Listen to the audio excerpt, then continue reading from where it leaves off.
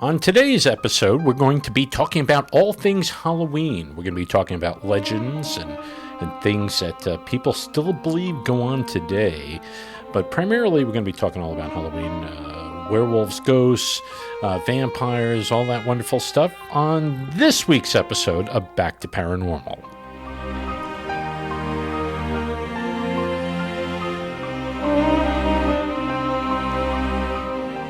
Ooh. I want to suck your blood. Yes. Hi. Hello. This is Brian, and I'm here with my beautiful co-host. She's really beautiful tonight, and we're all in costume today. We're in costume for the Halloween holiday. And but here's the beautiful Marjorie. Hi, Marjorie. How you doing tonight? Hello, Brian. How are you? I'm doing stupendous. That's wonderful. Happy almost Halloween. Almost happy Halloween, yeah. This is our second. Well, it's Halloween week, Is yes. this our second Halloween Show? Yeah. I don't think we did a first Halloween show, did we? Oh, we didn't? No, but I think it should be tradition. We'll do a Halloween show every year. Let's do it. It's going on the books. Well, anyway, I am dressed up in my best Hugh Hefner outfit. I have my robe and my pipe. Or is it Bing Crosby? It's one or the other. Anyway. Well, whatever it is, you look very handsome for our show. Well, you look beautiful. Very handsome in this robe. What are you dressed up as today? Well, I didn't know you were in a costume. I just thought you were wearing your robe. Oh, no. It's a costume. So I just put on my robe. Oh, okay. Okay. So she's in a robe costume. I was like, oh, I didn't get the memo. So okay. I'm just lady in her robe. All right. Before we start off, next year we will discuss and we'll get on the same page. Yeah, we'll be in full costume next year. Full, not partial. All right. Okay. So before we get into it, you did a lot of research on werewolves for this show. I did. I actually, yes. I can't even include everything. It's a lot. Oh, pretty neat. Yeah. I did some research on the trick or treat holiday and the origins of that. And we'll get right into it. But what's our drink for tonight? We're drinking something. Yes, we are. I have concocted for you fine people out there on Halloween. This is scary. A werewolf whiskey howler. Oh. Yes. Is that what you call it? That's what it's called. The werewolf whiskey. Whiskey howler. Ooh. Okay. And yeah. Basically, it's a whiskey sour. Okay. But instead of just a simple syrup and lime or lemon, it's a simple syrup made up of ginger, lemon zest, lemon juice, and shaken up in a cocktail shaker, and then a dash of Angostura bitters. Oh. I like my bitters. All right, so here we go. Digestif. So we're going to toast, and are we doing the countdown for Adrian tonight? Yes, for Adrian. Happy Halloween, Adrian. Happy Halloween, Adrian. How you doing? 3, 2, 1, boop. Clink. There we go. And here it goes down. Ooh,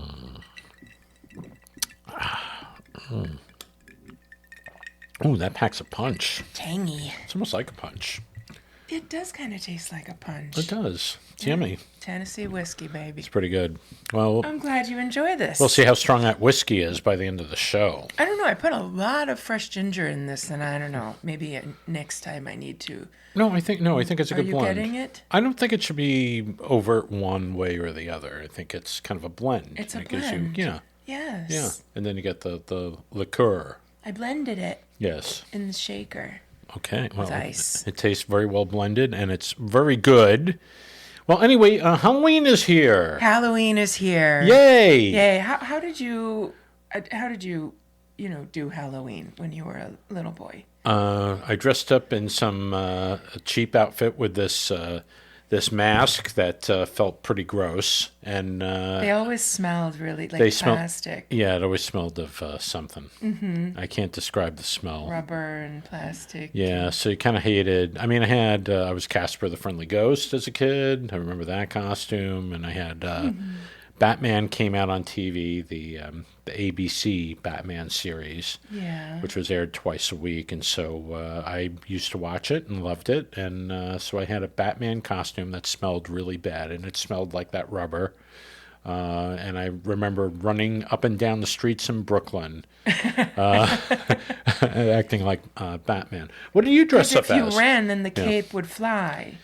The cape. The cape would flap behind. Well, it should have, but it was raining.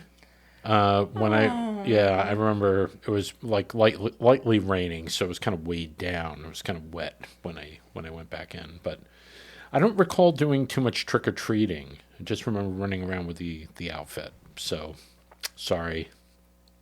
Kind of a downer of a story, I have to say. Well, yeah, I mean, trick-or-treating for us wasn't all that great either, because we lived in Manhattan and there were so many trust issues about where you go. Sure, yeah. So we would just, I grew up in a very small little neighborhood in Manhattan, and there were 3 other friends who went to my same school. I mean, this the avenue we grew up on was like 11 blocks long, so it was tiny neighborhood, and Right. so we would always decide whose building are we going to go, to go through. And Yeah. You know what I remember about Halloween was my sister had a bunch of friends over. She was older than me by 6 years. And so she had a bunch of friends over, and they played some Halloween record, which was, I think it was Edgar Allan Poe, and it was a creepy narrator. And I think it was A Telltale Heart, maybe. like Vincent Price. No, it wasn't Vincent Price. It was, but no, it was some other creepy. But they shut off all the lights. It was in the evening, and I remember my dad came out of the shadows, and he kind of screamed, and everybody had a conniption fit, whatever that is. Wigs flew off and stuff like that. So yeah, it was. It scared the crap out of me too. So yeah, and I was a little kid. So yeah, but I remember that. I remember them playing around with a Ouija board too. I don't think they. I think they kind of weirded themselves out on that one. So anyway, yeah. One Halloween when I was beyond the age of getting dressed up and doing all Beyond the age. Yeah, maybe like I don't know. 16 or I don't know. Yeah. I was sitting. We were actually out at our summer house, and my younger brother had just bought his Halloween costume, and it wasn't exactly Halloween, but it was Halloween time. Right. What did he dress up as? Do you remember? I wasn't dressed up. I was. No, him. Oh, no! I'm about to tell you. Oh, okay. Here we go. He came home with my mom from the store. They had gone out to buy his costume, and I was at home in this, kind of largish home by myself, watching stupidly Halloween, the original, with Jamie Lee Curtis. Right. And my brother put his mask on, and I didn't know that they were home. I didn't hear anybody. Yeah. He put his mask on, and I'm sure he heard the beep boop boop beep boop boop beep boop beep boop. He heard the scary song. Yeah. And he came I was in the dark, like a genius. He came bopping around the corner with his mask. He had a Phantom of the Opera mask. Oh. Which was like half white, right. Yeah. Yikes. It shaved years off of my life. Oh. I'm sorry. I was so scared. I'm sorry. I was like, how could you do that to me? And then we both just laughed because it was crazy funny. Disney put out this. They put out this record, "Sounds from the Haunted House," and it was Ron Howard was in it, and they had a narrator. His name was Peter Renaday, and he basically they're kind of doing like the Haunted Mansion from Disneyland, but they couldn't use the same voices. So what they did was they had this other guy do it, Peter Renaday, who ended up doing a lot of voices over the years, and. He was known as Abraham Lincoln and a few different things, especially in the Disney World thing. But anyway, that became a very famous record because it had all these really fun sound effects in it. And so, there were a lot of kids in the 70s that used to play this in the dark, and it would creep them out, because the guy Peter Renaday had this very neat, spooky voice, perhaps even spookier than what they used for the Haunted Mansion, which was Paul Frees. That was the actor who did a great job, but Peter Renaday's stuff I think was a little bit spookier for the record. So I'm sure there are a lot of kids that kind of spook themselves out listening to that in the dark. But and I had the album and I listened to it too, and it kind of spooked me out as well. So anyway, I think there's something. I mean, within certain parameters, I mean, children, they kind of get the thrill out of being scared, and run it. It's fun. It's silly. Yeah, it's fun. If it's not threatening. Right. But anyway, we did a little bit of research on the holiday, which actually goes way back. I thought it was just the product of, basically the candy companies, like in the 20s and 30s and 40s, kind of ramping up and trying to, it's almost like... No, it's All Hallows Eve. I know. And that's why when people call it Halloween, right. It just drives me crazy because it's Halloween. Halloween, yeah. Yeah, but I mean, it did change over time. And it kind of became more almost regimented, in the way it was. But it actually had, it goes way back. And it was always this thing like All Hallows Eve, which was basically that was the time when ghosts walked the earth. Mm-hmm. And it goes through all these different cultures, which is amazing. Yeah. But anyway, but part of that, which it's basically kind of taken on, all these different things like Dracula, and so it's ghosts and all the undead stuff, and Werewolves was kind of a product of that, basically, kind of coming out of the Dracula legend, maybe, same type of thing, this, bloodthirsty, otherworldly kind of character. Ghoulish demon. What have you learned about werewolves? But Halloween goes back to like early Celtic culture. Oh no, it goes way back. It goes back to like the Middle Ages, even before that. Really crazy. Mm-hmm. How long that's actually that tradition. And is it generally at the end of harvest time? It kind of got incorporated with basically plants and vegetables, all this stuff kind of dying off like as the summer and fall, the crops, the crops falling off and then going into winter, and so it was kind of like that moment, where it changes. So you can look at that as like the death of these crops, and then equating that with the dead. I always kind of had this suspicion that it was because the harvest is over, summer's over, and they're gearing up for a long dark winter. Yeah, well, that has something has to play in it. The nights are a lot longer, and parents are trying to get their children to stay closer to the house. Right. Because there's more darkness. There's more time. Yeah. Dark time out there, and they want to keep them safe. Well, they want from the creatures of the night. I think what happened was it was kind of a mischievous time because I think in Celtic culture there was a name for it, and it was it was Samhain, and it was basically an ancient Celtic festival where on October 31st, and it marked the end of the harvest, like you were talking about, and the beginning of winter. Right? So they believed that the dead could roam the earth on this night. But the way that they kind of celebrated that day, or maybe just, I don't know, is that the word celebrate? Or just mark the day? Yeah. Mark the day. They were dressed up in costumes, which were normally animal skins. To deceive the souls. Yes. Yes. And they would light bonfires. So that was kind of interesting. They would also do like offerings, like food and drink. But you know that bonfires were actually bone fires, and what they were burning in the fires were bones Oh, okay.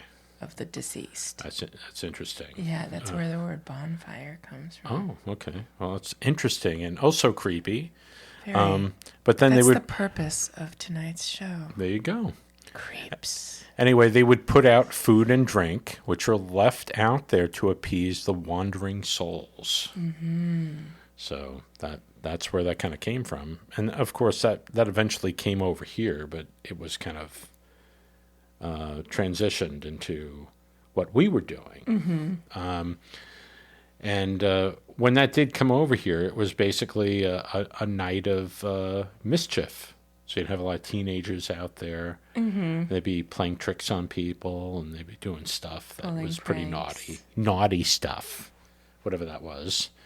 And eventually, in the 1920s, it transitioned. Because they were like, we need to crack down. No more booze. Right. And we're sick of you revelry. No more booze. No more of the drink that we're drinking tonight. It's time to get these, crazy kids in line. That's it. Walk the straight and narrow. Yeah, so what they ended up doing was they, the people in authority, they called it trick or treat. So if you went to a house and they weren't offering any candy or treats, then basically they would trick them. And so it became kind of a regimented thing. Mm-hmm. And then the candy companies got into it later on after World War II and started ruling it with chocolate. The Mars Clan and the Dentists Association of America. Exactly. Yeah, so it was bastardized into what we know it today. But yeah, that started in the 20s and then kind of worked its way. And now that's what we have. Have you ever performed a trick on Halloween? Never. Uh-huh. Never. Interesting. Never. Normally the trick would be like some practical joke or something on a house that it was not offering any candy. Oh. So then that's where, the eggs kind of came in. And, so they would egg a house if they were not, give up the loot. I am not a very big shaving cream sweets person. I'm not a big You're just sweet. Oh, darling. There you go. You're my sweet. I'm not. Every now and then I'll get a hankering for like gummy bear or I don't know what, but Swedish fish. But Juji fruits. But I remember one of my first roommate in New York City, and she was like, we're not going to be home on Halloween because I was dressed as Tinkerbell and she was Roller Girl. And I would like to see that. She was Roller Girl. I was Tinkerbell. She is Tinkerbell. And I was running around. A little bit more endowed. But I said, what are we going to do? Yes. What are we going to do about the children in the building? And she was like, well, just put out a bowl of like stuff. And I was like, I know. We'll put out a bowl of toothpaste and dental floss. Oh, man. Eggs coming. Yeah. And she looked at me and she was like, that is the dumbest idea. Were you ever a child? I was like, I'm still a child. I just think candy's not good for you. But then she was like, look, come on. Yeah. It's the one time of a year. Christmas comes but once a year. That's right. Except it was Halloween. It was Halloweeny, yeah. So I conceded and I said, go, here's some money. Go buy as much candy as you want. Yeah, there you go. Oh, by the way, the Tinkerbell thing? Yes. Yes. You're the most buxom Tinkerbell, I'm sure, ever.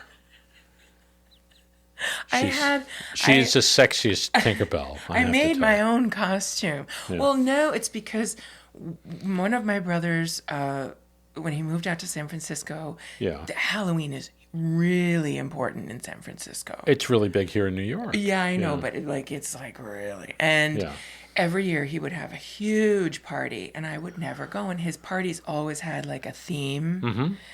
And I couldn't go, and I have to do this. And finally, one year, he and my cousin called my office, and they were both like, this is back when we had landlines. Yeah. Back in the olden days. The old days. Yeah. And they were both on the phone, and I was like, hi, because I recognized the number.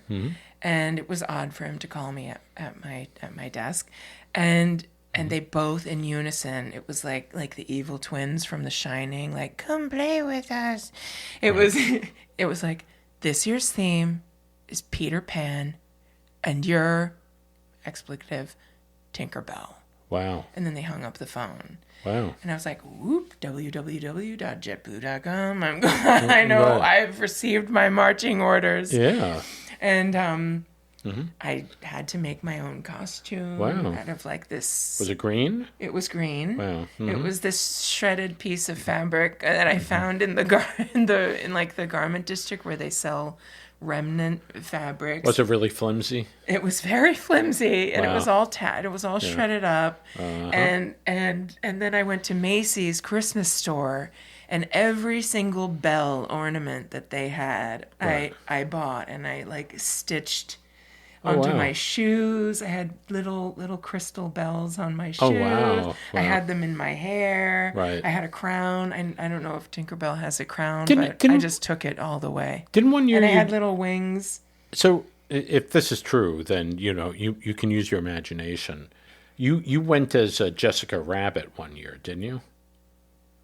No, but very often when I would go out, people would say, "Oh my gosh, like you're Jessica Rabbit," and I was like, "No, I'm not."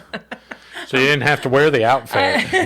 They would just say, "No, I never went as Jessica Rabbit." No, I couldn't possibly. Maybe one year we'll do that. Yeah. Well, I'll put on big bunny ears. Okay, so let's go into some of the. I don't know if she even has bunny ears.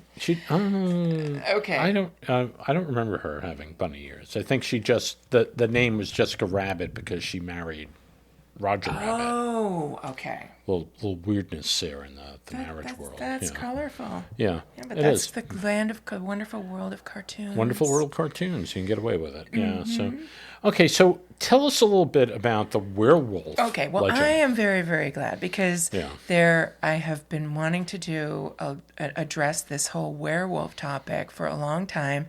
And inquiring minds want to know. Brian is not really into the Mothman, werewolf, dogman, lizard man thing. Yeah. Well, I think the lizard man could be actually something out of like an alien thing. That is true. Okay. At the very end of all of this, I may have just a theory that I might throw out there about all of this. Okay. Well, tell us what you've learned. And in history, Yes. I think the earliest sort of documented sort of legend of the werewolf is from Mesopotamia in 2100 BC. Yeah. It's the Epic of Gilgamesh. I'm sure many, many people out there have heard of Gilgamesh, where the goddess turns a shepherd into a wolf. And so that's kind of the earliest known reference to this. Okay. It's funny. A lot of stuff comes from that era. Right. Yeah. Even vampires, even that kind of thing. Oh, really? Yeah. Yeah. Interesting. Yeah. No, Yeah. I did my research too. So. Oh, well, no, I know you were Yeah, doing. I'm in it. I'm on it. Then the sort of origin of the terminology, sort of lycanthrope or lycanthropy, Right. which is the process whereby human turns into a wolf, started in ancient Greek legends, where King Lycaon was turned into a wolf because he fed Zeus human flesh, and when Zeus found out, he punished him by turning him into a wolf. So that's I heard the that. origin of those that terminology. Right. And so that means it goes way, way, way back. And then in terms of the word werewolf, this is evolved for thousands of years throughout global culture and throughout languages. And werewolf is most closely tied to a Proto-Germanic word, vira, Wolfurs, which means man-wolf. That rolls off the tongue. Yeah, I know. I can understand German when it's spoken, but I can't speak it very well unless I'm singing a song. And also, and then it went into, obviously Old English and Middle English sound very much like German, early pre-German and Proto-German languages. Right. In Old Norse Viking, King Harald I of Norway was commonly known to be an Ulfhjónar, which means man in wolf skin. And Viking warriors very often would wear animal hides to intimidate, their opponents, but usually it was bear.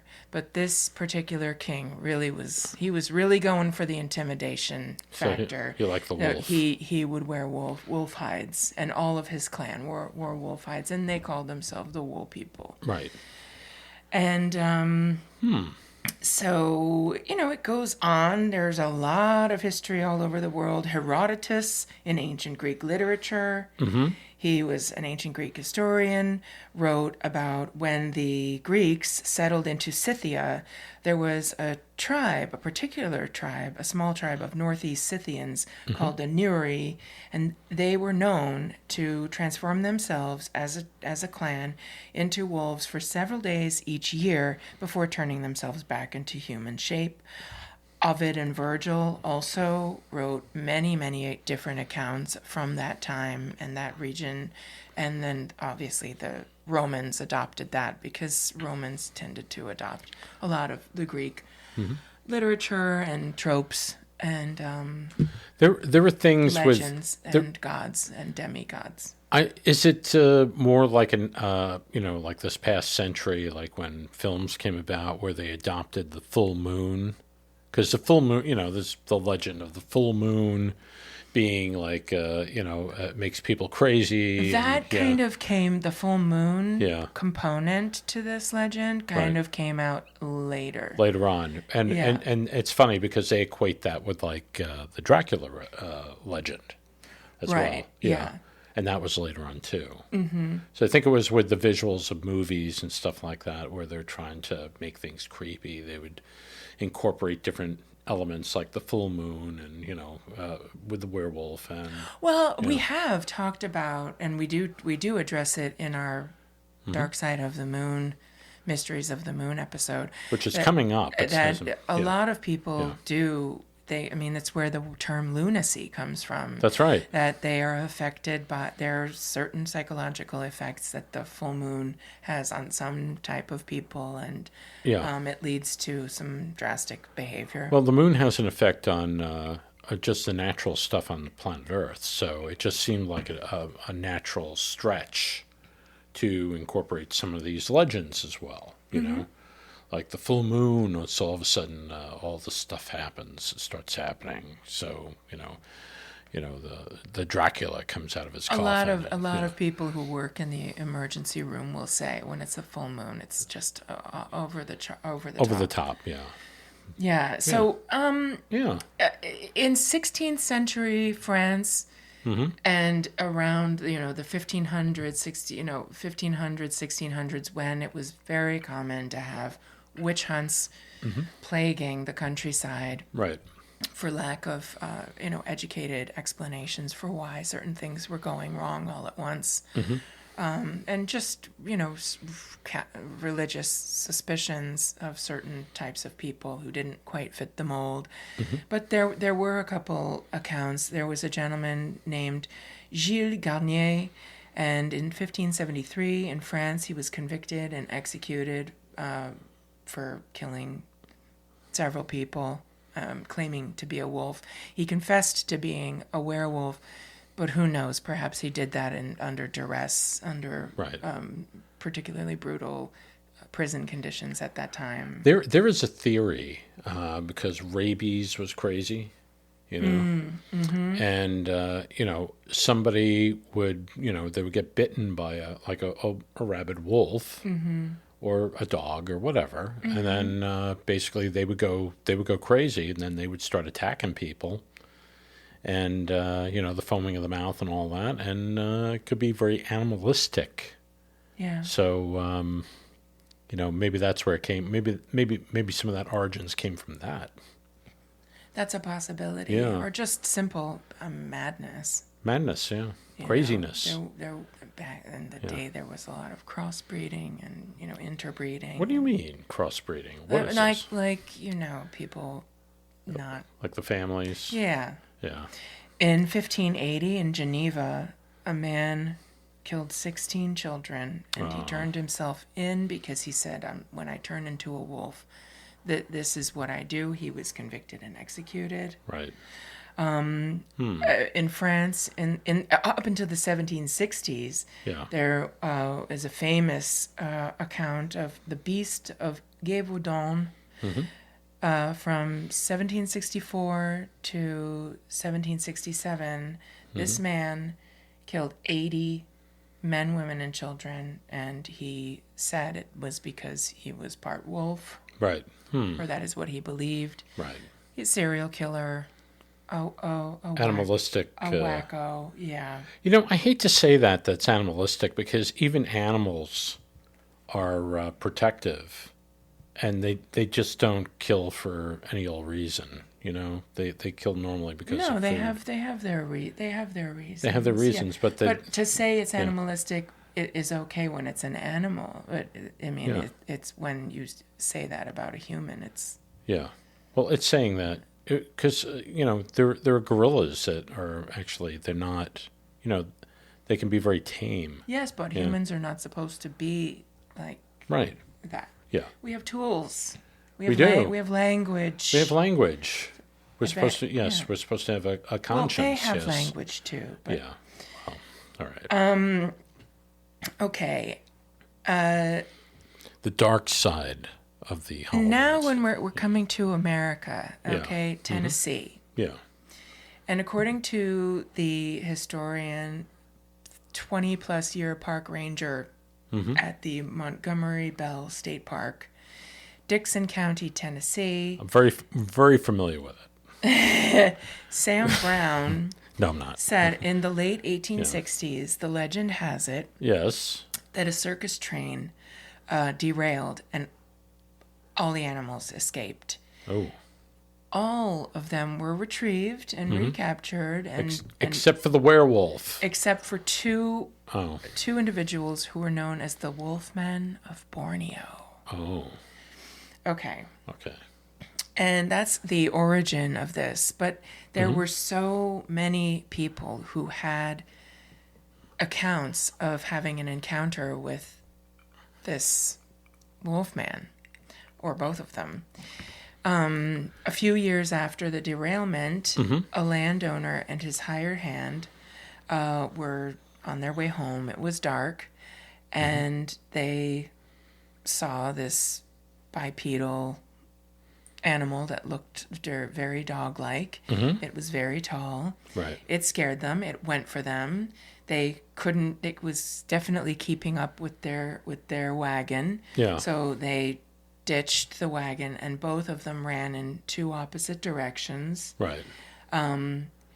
The landowner went into one forest. The hired hand went into the other. And when the landowner got into town, he said, "I could hear the hired hand screaming and pleading for mercy, and they never found anything. Yikes. They never found anything." Wow. And who knows really what happened there. But Yeah. Yikes. in Montgomery Bell State Park, there.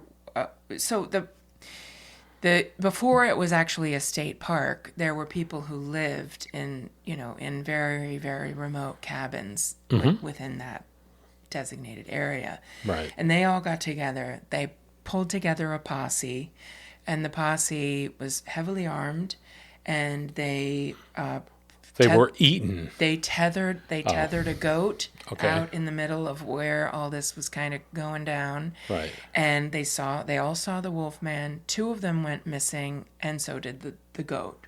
Wow. Never to be found again. Wolfman was hungry. Wolfman was hungry. Yeah. Then a big game hunter went to the villagers and he was like, guys, I can take care of this. And so they gave him this really remote cabin where he stayed for like 3 or 4 days. Yeah. And when he heard the howling outside, he threw open the window and he saw the creature, shot at it. It did nothing. Then the creature charged the cabin, broke down the door.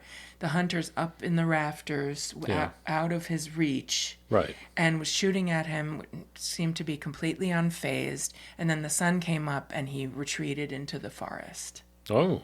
Okay, so that's the story. Wow. The Hall farmstead in what is now Montgomery Bell State Park was These are good stories, by the way. located near a beautiful freshwater spring called Hall Springs. That is now known as Werewolf Springs. Oh. A girl from the Hall family went down to the springs to retrieve water for the house. Oh, boy. And this little girl went missing, never found again. They started to now they're mad. Yeah. And they all start to really go into this forest and searching. And they found in Creech Hollow, within what is now Montgomery Bell State Park, this cave. Yeah. And they went into the cave and they found a midden of bones, many of which were human bones. Wow. Wow. Yeah. Wow. Wow. Crazy. So that, I think, is quite interesting in terms of the more modern day accounts. And then the last one, if you will indulge me, is in Germany. I'm going to indulge you. And I think the audience, you want to hear this last story? Yes? You do? Okay, well, I want to hear it too. And this is what's called stalling, you see, because I talk to you like I can really hear you because this is recorded. And they're all screaming, yay! Yay! Okay. Enough of this nonsense. The stalling is over. This is the tale of the Moorbach werewolf, which... Moorbach. It's in Germany. Okay. There is the Moorbach monster, who is known for hundreds of years to be a werewolf that kind of really terrorizes this region in Germany. Right. The townsfolk many, many, many years ago went and they put up a shrine and kept the candle lit always. Right. The tale is when the candle is lit, the werewolf stays away from our families and our children and our livestock. Right. And it's been written about many, many times. But an anonymous assigned security supervisor in 1988 for the United States Air Force who were stationed at Weingarten Munitions Storage Area, which is what everybody calls Moorbach. It was at the Hahn Air Base in the U.S. Air Base in Germany. Okay. He said, I was out on patrol. I was bringing my patrolmen back to the base, and I saw in an area not too far from our base 3 dead deer. Yikes. And they had their hindquarters, 2 of them had their hindquarters and like vital or like liver, heart, the good stuff. Eaten. The good stuff. Eaten. Well, that's the most nutritious, thing. The good stuff. Yeah. Well, a wolf a shark, an orca, what have you, they have to They're looking weigh for the iron. the kinetic energy versus the potential energy, and Right. that's a balance. The calories are very important here. Okay. So the good stuff is all gone. Right. And the third one is dead, but not yet really that terribly devoured. Okay. This is important. The reason why I'm getting into the gore. Anyway, it was a full moon. As they were passing by the shrine, they noticed that the candle was out. And all of the soldiers were like, oh no, the candle's out. And then they saw the 3 deer. Wow. Okay. So the supervisor called the forest meister and said there are three The forest meister? forest master. Like fish and get like wild, wildlife, to Yeah. clean up the carcasses, and Wow. you have to Okay. report. You have to report report it. those kinds of things Yeah. to like the park services. Okay. Okay. All right. And they got back to the base, and stuff really started to go down. No. They started hearing howling. Oh. And then they heard it again. And they all started, like, nervously were giggling, like, oh, maybe it's the Morbach monster because the candle was out. And then they really heard it again. So then they decided, well, let's do a little patrol and figure out if a wolf has gotten onto our base and has breached the fence. Yeah. 9 to 10 foot fence. Wow. And they didn't see anything, but they kept hearing this crazy howling. And then they passed by the 3 deer. The forest meister had not arrived yet. Right. And the 3rd deer was now already the good stuff taken, like, entirely within this short period of time. Yeah, the good stuff. They all split up, Right. and into groups, and they all started to patrol the area. And there was one group that saw, and they didn't want to turn on the lights because their eyes are already soldiers like to adjust to the dark. Right. And a couple of them had night vision Gear. headgear. And so they saw a very, very large black creature run, mostly on 2 legs, and then go to 4 legs just in order to jump over the 9 to 10 foot fence. Wow. And get out. And it did. Howling the whole time. Wow. And this was during the Cold War, and they were afraid of going lock and load because it's peacetime, and these are lines that you don't want to cross. Sure. So everybody's kind of really, really scared because they have nothing in the chamber and the safety on and all this stuff. Right. So did they catch it though? No, they didn't. They didn't catch it. Right. But when the group, the supervisor's group, finally met up with the forest meister, he took a look at the carcasses and he said, wolves don't actually kill their prey. They maim them just enough so that they can eat them. They eat them while they're still alive. Oh, wow. So this is a very different kind of scenario. Yeah. And so he asked the forest meister, well, are they capable of jumping a 10-foot fence? And he just laughed out loud. And he said, in a very strange way, he was German, he said, I guess this one can. There you go. Okay, so is there more? No, that's pretty much it. Yeah. But everybody saw Right. the same thing. That is interesting. And then they were asked by their superiors to separately write down their blow-by-blow accounts. Right. And the supervisor was asked to proofread everything and you better make sure that your T's are crossed and your I's are dotted because this is crazy. And also at the base, when they heard what was going on, they locked down the base. Right. So these guys were outside until the sun came up. Right. So they didn't want anything pent because there was nuclear capability at this base. Yeah, so they were out there with they had everybody out there in full force. Creature. Wow. And thanks a lot, boss, but I get it. I get it. It's the Cold War. There's nuclear sensitivities. Yeah. And so the supervisor sat down. He read everybody's account. They were all very, very similar. You take 30 guys. You know the game of telephone, right? Yeah. I mean... this is different, though. This is everybody's account. Their eyewitness account is. Telephone is basically you're telling one person, and then through how the stories are accounted from one person to another to another to another, it loses something or changes in the course of that. But here you got firsthand accounts of everybody, and it's matching up. It's all matching up. Yeah. So it's all matching up. Yeah. And so he was given 2 choices. They said, you can present all of these since they so closely resemble each other, and you will lose certain status with your military, in your certain access in your military status. And he... Stupid. Yeah. And basically be punished. Yeah, and they would take away his nuclear access, and that takes you have to go all the way under review, and it demotes you several levels. You have to go back and regain.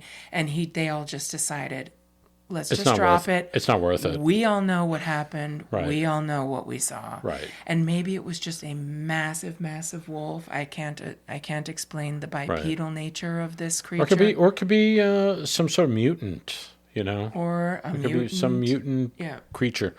I think But that's I think that's the most, for me, that's the most compelling story, because you really, as a service member, you work so hard to get to an elevated status, and to jeopardize that and to be punished for it is a huge, huge risk. This is why I think it's so stupid. You have all these people, they've been there for probably years.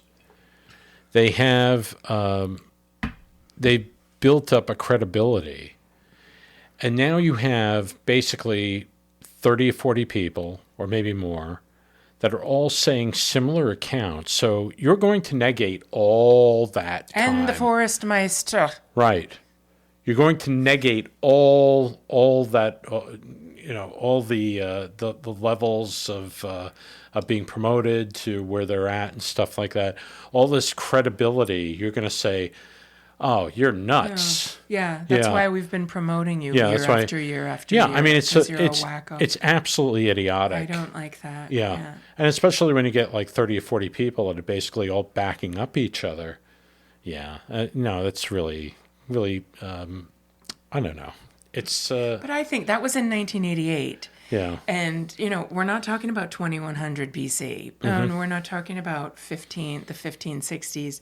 In France, in some small little backward village. Yeah, we're not talking about superstitions and stuff like that. These are eyewitness accounts. American soldiers. Yeah, which are probably backed up by video, I would imagine. I'm sure there was some account of that, I don't think there was video. If you have a base like that, even in the 80s, I'm sure that they caught the patrolmen in their movements going to the various areas to secure the base. I think even in the 80s, say if it's a military base, they're gonna have top surveillance equipment, and that would be video. They may have got the audio, but I think that the visual was so. It all happened so fast. I don't know. That the thing is that my father back in the 70s and 80s, they had he worked at a place that was a meatpacking plant. It wasn't in the greatest area in Long Island City. Mm-hmm. Long Island City has changed. It's now like all lofts and stuff like that. It's actually totally changed. But at the time, it was kind of scary.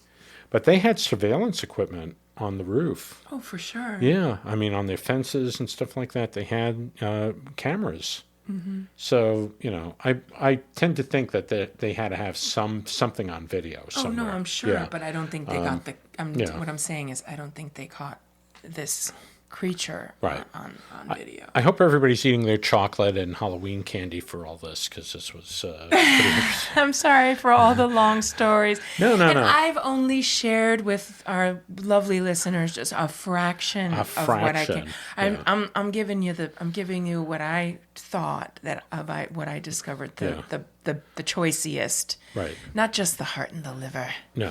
What I do want to add to this is even the Dracula legend, which it's just vampires. It goes back to Mesopotamia as well. Interesting. And it's the same type of thing. It's like people, and if you think about it, the whole thing, like a werewolf bites a person and they become a werewolf. It's almost like the same thing with Dracula, right? A vampire. Mm-hmm. Vampire goes, sucks somebody's blood out, and then basically they turn that person into a vampire as well. So it kind of plays into that rabies thing, because it's almost the same thing. It's like if somebody has rabies, they bite somebody, they're going to give them rabies, right? So it's kind of a similar thing going on. You need to wear interesting, isn't it? It's the infectious diseases. Yeah. What happened was throughout time, this whole thing with people sucking people's blood out or drawing blood out kind of became a thing in the late 1800s with Bram Stoker's Dracula. Mm-hmm. And it was basically culled from all this information from previous years, and basically solidified the story, where it's this slick looking guy, that basically happens to be a dead guy, who comes to life out of his coffin. He's undead, and then he bites people and turns them into vampires. But that whole mystique, the whole thing with the sun going down and then this thing rises up, and it's kind of it's through the night, just nocturnal. Same thing with a werewolf, right? Same type of thing going on there. And it's the same thing with ghosts, although ghosts have been known for years. It goes way back, way back. And so I think with the ghost thing, though, the spirits, is that people over time have come in contact, with a spirit. And I think that's why ghost has been so strong for all these years, is because there's always some sort of evidence or some sort of visual account of somebody seeing a spirit. Even down to the 1800s with Abraham Lincoln, and Abraham Lincoln basically, having some sort of, I don't know if you've heard about this, but he had some sort of dream that he was laid out and people were paying their respects to him. And this was a couple of days before he was shot. Wow. So he kind of told people or wrote about that dream. But since that happened, there have been accounts of people seeing Lincoln in the Capitol, like in the White House, and so pretty interesting. So there've been accounts of a little side note about Bram Stoker's Dracula. Yeah. It was kind of a conflation, to my understanding, of the details of the life of Vlad the Impaler, who was a Christian warrior. That's right. And Countess Elizabeth Bathory, a Hungarian noblewoman who was literally one of the first female known serial killers. She was known to... lived in the 1500s. Here it comes. Kill young virginal staff women, service girls, and bathe in their blood to preserve her youth. Her youth and her beauty. Preserve her youth. Yes, kind of the way that Dick Clark was accused of that for a long time. Pretty grisly. Yeah. Oh, the grisly tales. We could just go on and on. I know, but this is for our Halloween episode. Yeah, I didn't say anything about Vlad the Impaler because he was pretty horrific, and so yes, he was kind of incorporated into those stories. He was pretty horrific. He was trying to protect Christianity from the Muslim invasions. Yikes! Yeah. Yeah. And he wasn't going to have any of it. Right. We're not. I'm not saying I think it was terrible. Yeah, I think there was a little racism going on there. What do you think? I definitely think that. Probably so. Well, probably on both sides. There you go. Yeah. Yeah. Well, interesting. All interesting stuff. Very, very interesting. And because that stuff has been scary, and like with the ghosts. I still say ghost wandering. It's a possibility. Yeah. And here is my theory, and I know that this is not something I'm wedded to. Okay, but if apes can evolve from 4.4 million years ago in Africa to be half ape, half human, and show in their skeletal record that they were attempting to be primarily bipedal because it benefited them better and it helped them improve. Right. And it would free up their hands for utilization of tools that would improve their brain-to-body ratio. Yes. If that happened to apes, who's to say that it didn't happen to wolves and lizards as well? Right. Because the other day I pulled up to our house and I was trying to get out of the car. And this rafter of turkey turned all at once and looked at me, and they started running, at me. Wow. And I was like, usually they're just so docile and just skulking about and minding their own business. The birds part 2. I don't scare them. They Yeah. don't scare me. But for some reason, it really spooked me. And then later on in the day, I realized because it reminded me of the velociraptor scene from Jurassic Park. Excuse me. And I was like, oh, God bless you, my love. Thank you. Oh, this is some primal fear of being charged by dinosaurs. Yeah. Because that's what they looked like. Right. I mean, they are a remnant from that. So And we eat them. And we do. We eat them for Thanksgiving that's coming up. It's coming up. That has to be their Halloween. That must be a real scary day. Yes. So Anyway, yeah. as I always like to say, it's a possibility. Right. There you have it. Well, there you have it. Well, this was an interesting Halloween show. Are you enjoying this drink? I'm enjoying the drink. I have just a smidgen left. Here we go. Boop. Ah, there we go. Yum. I've actually been sipping that the whole time here. I've been yammering on and on too much to be able to really. Yeah. No, I enjoyed it. Well, all this stuff somehow kind of got itself together into the Halloween holiday. And so all that scary stuff has kind of been, mashed up. And Hey, wait, speaking of Halloween, we still have to buy our candy. Oh, that's right. We got to buy the candy. For the children. For the little kitties that are coming around to throw eggs at us if we're not home. We are going to be out, and I'm sad because I won't get to see the little tykes in their costumes. Oh, they're so cute. Yeah. They're so cute. Well, I'm in my werewolf outfit right now. You're in your werewolf outfit 365 days of the year. There you go. My love. Thank you. Anyway, we've been threatening to do this show on the moon, the dark side of the moon, and that will be next week. I promise you it will be next week. And that's kind of creepy on its own without Halloween. So anyway, we hope you enjoyed this show. And we'll be back next week for another episode of Back to Paranormal. Good night, everybody. Happy Halloween. Happy Halloween, and God bless you. God bless you.